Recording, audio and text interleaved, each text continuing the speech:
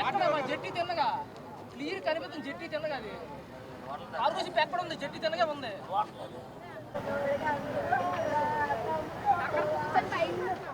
విశాఖ తీరానికి దగ్గరలో గల్లంతైన ఏదైతే బోట్ ఉందో ఆ బోటుకి సంబంధించి మొత్తం 7 ఉండగా ఒకరిని రక్షించగా 6 ప్రస్తుతానికి సముద్రంలో బోటు బోల్తా పడి గల్లంతయ్యారనే విషయం మనకు తెలుస్తుంది. అయితే దీనికి సంబంధించి ఇక్కడ ఏదైతే పర్టికులర్గా కంటైనర్ టెర్మినల్ ఉందో జట్టికి దగ్గరలో దానికి సంబంధించిన ఆ ఫ్యామిలీ ఎవరైతే ఉంటారో ఆ కుటుంబీకులు ఇక్కడ నిరసన తెలుపుతున్నారు. ఎందుకంటే ఇప్పటి వరకు దేని మీద అప్డేట్ అవ్వలేదు, రెస్క్యూ చర్యలు కూడా సరిగా చేపట్టడం లేదు. దానికి సంబంధించి ఇక్కడ ఆందోళన చేపడుతున్నారు. అసలు ఏమయ్యారు ఏంటి అనేది అటు అధికారుల నుండి కానీ ఇటు కాసి నేతల నుండి కానీ ఎలాంటి అప్డేట్ మాకు రావట్లేదని ఇక్కడ ఆర్తనాదాలు వినిపిస్తున్న సంగతి మీరు అందరూ చూడొచ్చు. అయితే ఇప్పటికే చర్యలు చేపడుతున్నామని అటు ప్రభుత్వం పూర్తి స్థాయిలో చెబుతున్నప్పటికీ దానికి తగ్గట్టుగా ఇక్కడ రెస్క్యూ ఆపరేషన్స్ ఏవీ జరగట్లేదని చెప్తున్నారు. అయితే ఈ విషయం మీద మనతో మాట్లాడడానికి మత్స్య నాయకులు మనతో ఉన్నారు. జానకిరామ్ గారు, ఆయన అడిగి అసలు ఏంటి దీని మీద ఒక క్లారిటీ తెచ్చుకునే ప్రయత్నం చేద్దాం. సార్ చెప్పండి, ఇప్పటివరకు అధికారుల నుండి మీకు సరైన స్పష్టత రావట్లేదు అనేది మీ దగ్గర ఇప్పుడు వినిపిస్తున్న మాట ఏంటి? అది వాస్తవం? ఆర్డీఓ గారు వచ్చారండి. ఆర్డీఓ గారు వచ్చి మిస్ అయిపోయిన 6 కోసం ఏం చెప్పకుండా వెళ్ళిపోయారు. అంతే, ఇంకేముంది అసలు. ఇప్పుడు చిన్నాని రెస్క్యూ చేశారు అంటున్నారు. ఆయన్ని తీసుకొచ్చారా సార్ ఇక్కడికి, లేదంటే వాళ్ళ దగ్గరే ఉన్నారు? ఇంకా చిన్నాన్ని ఎయిర్ లిఫ్ట్ చేస్తారట. విండ్ పవర్ 50 దాటిపోయి ఉంది, అబవ్ ఉంది. సో అది విండ్ పవర్ తగ్గిన తర్వాత, అంటే ఈ రోజు తగ్గుతుందో రేపు తగ్గుతుందో తెలియదు. అది ఇప్పుడు తగ్గితే అప్పుడు రెస్క్యూ షిప్లోనే ఉన్నారు.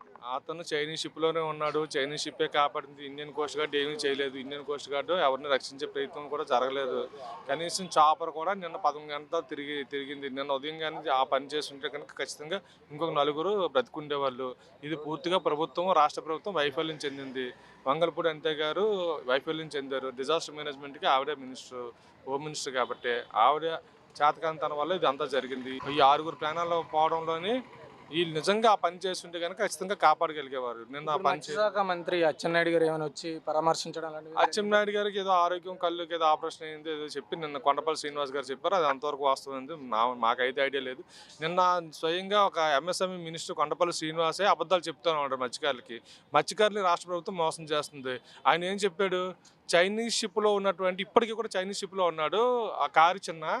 నిన్న ఆయన ఏం చెప్పారంటే కొండపల్లి శ్రీనివాస్ గారు, చిన్న కూడా ఇండియన్ కోస్ట్ గార్డ్ షిప్లో ఉన్నాడు, చిన్న కూడా రెస్క్యూ ఆపరేషన్ వాళ్ళతో పాటు సహకరించి తిరుగుతున్నాడు, కాబట్టి వాళ్ళు వీలైనంత తొందరగా దొరికే పరిస్థితి ఉందని చెప్పేసి అతను ఒక రాష్ట్ర మంత్రి ప్రజలకు అబద్ధం చెప్పాడు. ఒక చిన్న వీడియో క్లిప్ రిలీజ్ చేశారు చిన్నది.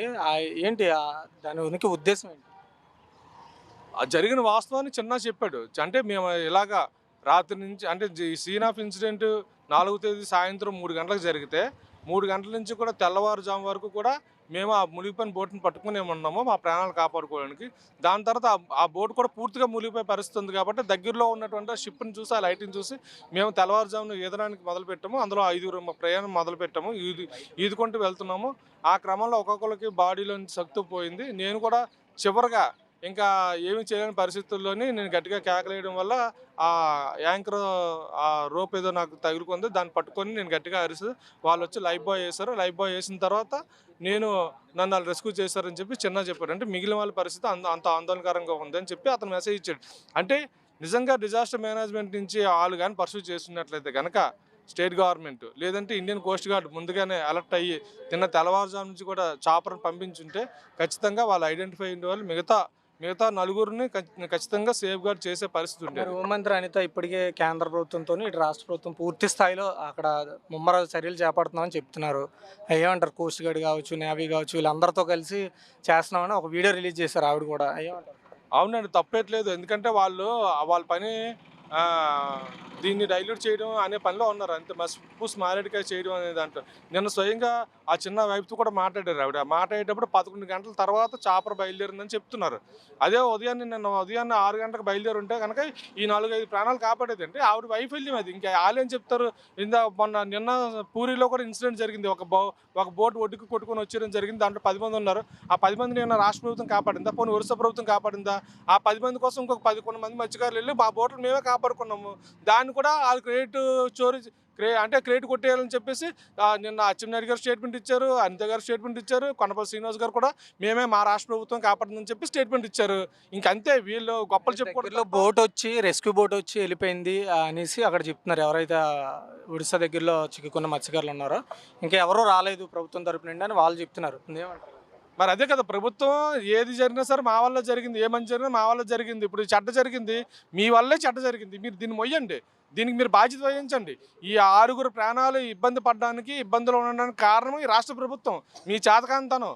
ఎందుకంటే నేను 4వ తేదీ రాత్రి 10:30కి జిల్లా కలెక్టర్తో పాటు అందరు అధికార యంత్రాంగానికి కూడా నేను మెసేజ్ ఇచ్చాను. అంటే మీకు మెసేజ్ లేకుండా అయితే లేదు.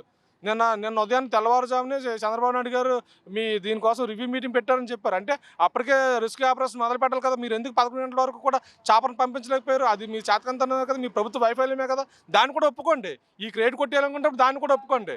ఆ చిన్నాన్ని మీరే తీసుకొచ్చారని చెప్పేసి ఆ క్రెడిట్ మీరు తీసుకునేటప్పుడు 6 మేమే కాపాడలేకపోయాము, ఇది మా చేతకంతనం అని చెప్పేసి ప్రభుత్వం ఒప్పుకోవాలి. ఆ పూరిలో జరిగిన ప్రమాదానికి సంబంధించి కూడా మీకేం సంబంధం లేదు. మా బోట్లు మేము తెచ్చుకున్నాం, మీకు సంబంధం ఏంటి? మీరేం చేస్తే చెప్పుకోవాలి. అంటే ఎవరో చేసిన దాన్ని వీళ్ళు చెప్పుకోవడము, ఈ క్రెడిట్ చోరీ చేయడం, నిజంగా మీడియాలో కూడా వీళ్ళే చెప్పుకొని వీళ్ళే అన్ని పేపర్లో వేసుకుంటారు. చూస్తుంటే చాలా హాస్యాస్పదంగా ఉంది. ప్రధాన డిమాండ్లు ఏంటి సార్ అసలు దీని మీద? ప్రధాన డిమాండ్లు ఏంటంటే కనీసం బాడీలైనా కడసారి చూపైనా సరే ఈ మత్స్యకార కుటుంబాలకి ఈ ప్రభుత్వం చూపిస్తుందో లేదో అనేది ప్రధానమైన క్వశ్చన్. దానికోసం మాట్లాడితే ఆర్డీఓ ఏం సమాధానం చెప్పలేదు. కొండపల్లి శ్రీనివాస్ గారు ఎందుకు అబద్ధం చెప్పారంటే ఆయన ఏం సమాధానం చెప్పలేదు. ఆర్థిక భరోసా గురించి అదేం లేదు, అది అసలు మాట్లాడడానికి. ఇప్పుడు రెస్క్యూ ఆపరేషన్ జరుగుతుంది, 72 గంటల తర్వాత అంటే పూర్తిగా జనాలు మర్చిపోతారు. ఇదంతా already divide and rule policy British పరిపాలన ఏదైతే ఉందో దాన్ని ఈ మత్స్యకార కుటుంబాల్లో పెట్టేశారు. ఆల్రెడీ డివైడ్ అయిపోయారు కాబట్టి మన పని చేసుకోవచ్చు, మర్చిపోతారు 4 రోజులు ఏడ్చి అని చెప్పేసి ప్రభుత్వం ఈ మత్స్యకార కుటుంబాలు, బాధిత కుటుంబాలని గాలికి వదిలేసింది అంతే. బంధువులు ఇక్కడ ఉన్నారు, వాళ్ళని కూడా అడిగి తెలుసుకునే ప్రయత్నం చేద్దాం. అసలు ఇప్పటి వరకు ప్రభుత్వం వాళ్ళని రెస్క్యూ చేయడంలో విఫలమైందని ఇక్కడ చెప్తున్నారు. దాని గురించి అడుగుదాం. మాకేమైనా జరిగిన అడుగుంటే, మాకు చెప్పిన అడుగుంటే, అభివృద్ధి ఏదో చేస్తున్నామని మాకు జరిగిన అడుగుంటే ఎక్కడెందుకు కూర్చుంటాం? మేము ఎందుకు ఇక్కడ కూర్చుంటాం? జరగకే కదా మేము ఇక్కడ కూర్చున్నాం, రోడ్డు పైకి వచ్చాము. ఆడపిల్లలందరూ వచ్చి ఇక్కడ ఎందుకు కూర్చుంటారు? మీ దగ్గరికి ఏ నాయకులు రాలేదా? నాయకులు వస్తే ఏమన్నదండి, నువ్వు రాపని నాకు అవసరం లేదు. ఇప్పుడు ఒక బిల్లు ప్రయోజనం చేస్తున్నారు, ఆ బిల్లు కోసం మేము మా ఇంటికి వచ్చి చేస్తున్నారు ఏంటన్నా, గవర్నమెంట్ ప్రకటిస్తుంది, అది మనకి వస్తుంది.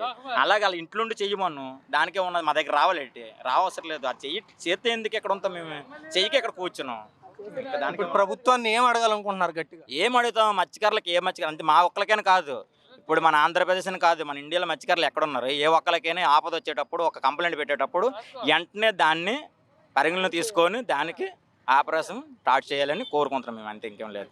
ఇక్కడ ఇంకా చాలామంది బంధువులు ఉన్నారు, వారిని అడుగుదాం. అసలు ఈ విషయం మీద వాళ్ళకి ఎంతవరకు ఆ విషయాలు తెలుసు అనే విషయాన్ని మనం అడిగి తెలుసుకునే ప్రయత్నం చేద్దాం.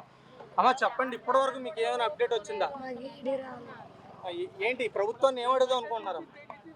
మా ఫ్యాన్ ఏటు అడుగుతాం, ఇంకేట అన్ని అయిపోయిన తర్వాత ఇంకేట అడుగుతాం. అంటే ఇప్పటి వరకు రెస్క్యూ ఆపరేషన్ సరిగా జరగలేదు. ఏంటి మీ ప్రధాన డిమాండ్ ఏంటి? మా ప్రాణాలు ఎక్కడున్నాయి మాకు ఇప్పటికీ తెలియట్లేదు. సత్యాలో బతకాలని కూడా తెలియట్లేదు. మేము ఏడు చెప్తాం, ఇంకా మాకు ఏం ఓపికలే. మేము ఇంకా 3 రోజుల నుంచి ఇలా చెప్తున్నాం, మాకు ఓపికలేదు. వెళ్ళిపోవడమే కానీ మేము ఏడ్చిన ఏడుపులకు ఆధారపలేదు. మాకు అలా మనుషులు ఉన్నారో నేరంది అది చెప్పలేదు. ఎన్నో ములిగిపోనారో చచ్చిపోనారో బతికారంది ఆ విషయమంది మాకు తెలియలేదు. మమ్మల్ని ఎవరు పట్టించుకున్న వాళ్ళు ఎవరు లేరు ఇక్కడ. అదే ఇది మొత్తానికి ఏదైనా సరే ఇక్కడ బంధువులకి ఎలాంటి పూర్తి స్థాయిలో సమాచారం లేదు. తప్పిపోయారు, రెస్క్యూ ఆపరేషన్స్ జరుగుతున్నాయని చెప్తున్నారు తప్ప పూర్తి స్థాయిలో అసలు ఏంటి అక్కడున్న వాస్తవిక పరిస్థితి ఏంటి అనేది చెప్పే పరిస్థితి అసలు ఇక్కడ కనబడడం లేదు. అయితే ఇక్కడ ప్రధానంగా వినిపిస్తున్న మాట ఏంటంటే, ఎవరైతే దొరికిన చిన్న అనే వ్యక్తి ఎవరైతే ఉన్నారో అతను కూడా ఇంతవరకు దగ్గరికి చేర్చలేదు. ఏదో ఒక చైనీస్ బోట్ని ఆయన రెస్క్యూ చేసింది వాళ్ళ దగ్గరే ఉన్నారు, ఎప్పటికీ ఇండియన్ కోస్ట్ గార్డ్కి అందజేయలేదు అనేది చెబుతున్నారు. అయితే దీని మీద ఇంకా ప్రభుత్వం పూర్తి స్థాయిలో స్పష్టతను ఇవ్వాల్సిన అవసరం ఉంది. ఇటువైపు ఆర్డీఓ కూడా వారికి కూడా పలానా ప్లేస్లో ఉన్నారనే లాంగిట్యూడ్ యాటిట్యూడ్ కూడా మాకు ఇంకా పూర్తి స్థాయిలో అందలేదు. ఎక్కడున్నారనే సమాచారం కూడా ఇంకా వాళ్ళకి తెలియనట్లుగా తెలుస్తోంది. ఏదైతేనే మత్స్యకారులు ఎప్పటికప్పుడు ఇలాంటి సమస్యలు ఎదుర్కొంటూనే ఉంటారు, వాటికి సరైన పరిష్కారాలు అవసరం అనేది మనకి ఇక్కడ వాస్తవంగా కనిపిస్తోంది. వీడియో జర్నలిస్ట్ ప్రేమ్తో Raju, VBC on TV, Visakha.